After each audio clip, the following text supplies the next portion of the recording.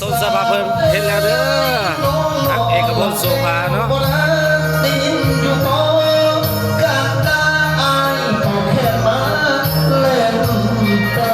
ทางเอกพลโสภาเนาะคนว่าต้นสะบัดเพิ่นมาเองเลยเด้ออาหารเพียงสะบัดเด้อดอนขวดแขกเวียงจันทน์เด้อ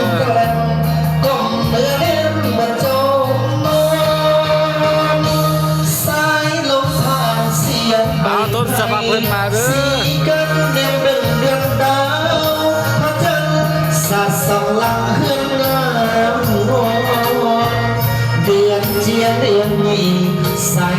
วันนี้พระทางเอกพลโสภาเนาะมาเปิดฉากก่อนนะเพราะว่าเยี่ยมเด้อเทพดอนบัวเอาสีสุกปีกสุกเลยเนาะไอ้โค้เล่นไรสุดได้พอไทยวิดีโอเล่นไรเลยก็ได้เสียงบัตรเสียงของแท้มาตรฐานไม่ต้องเลยเส้นแขนอายนั้นจะขอบเสื้อ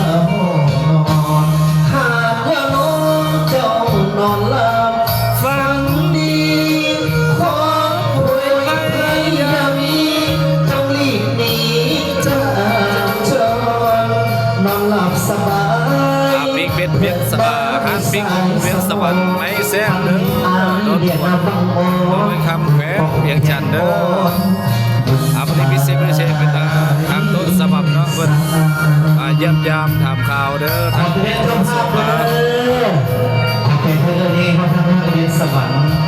ทางขายซื้อขายข้าวปีกเสื้อขอเป็นลูกพี่ได้น้องแขกเส้นบุญโอ้ยพยายามมัดแม่โลก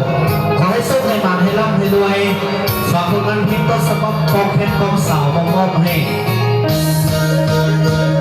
เงินอายเงินน้อ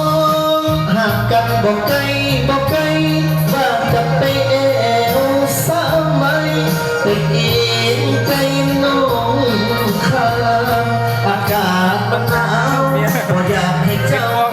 โอ้ละมานอนเสียเถิดจอมควันสังแขนอายนั้นจะบอกเจ้านอนหากว่าน้องเจ้า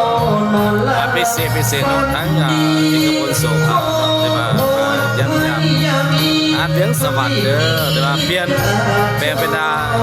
เวียงสวัสดิ์ปิงเพื่อนน้าไม่สายสมอนฟันเห็นอายเดียดนาบังอ่อนตุ่มปกเห็นอ่อนอยู่ปานสายฟันเห็นอายเดียดนาบังอ่อนตุ่มปกเห็นอ่อ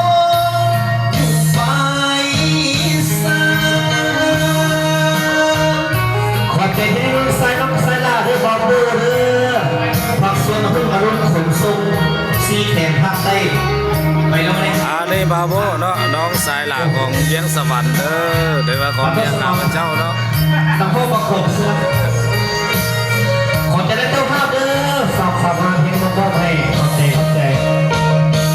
ของหลังเวียงสวรรค์มาเอา